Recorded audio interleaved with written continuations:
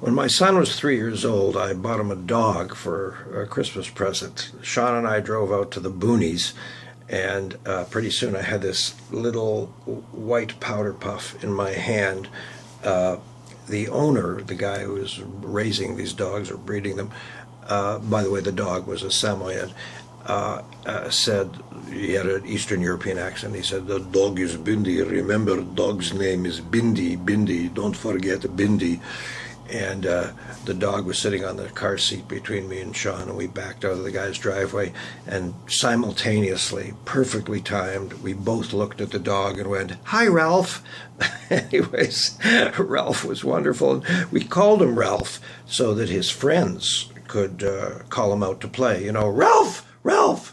Also, we claimed that he was a talking dog, and very often, to the amusement of friends and visitors, I would ask Ralph a question, and Ralph, would sit there and smile as he always did, this white face and black mouth, and and then I'd say, "Oh, really? I didn't read about the rain coming. Thanks, Ralph. That's very good."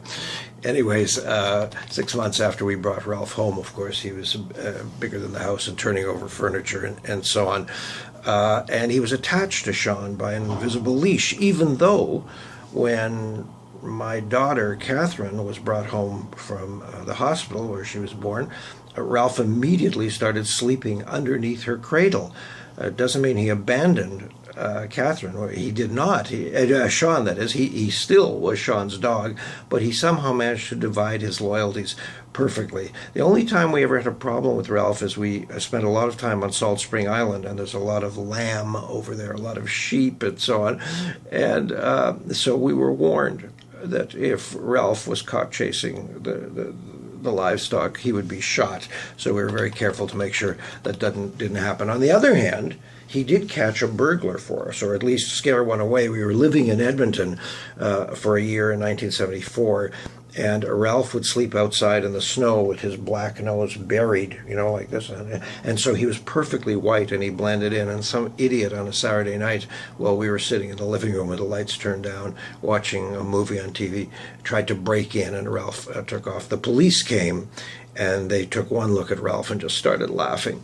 He lived to a ripe old age, Ralph. He was at least 15, and then he had crippling arthritis and a lot of pain. And Sean, who was then a teenager, made the very difficult decision of having the dog put to sleep.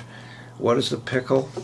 A dog, really, if you're going to be responsible, is a lot of work, especially to us urban folks.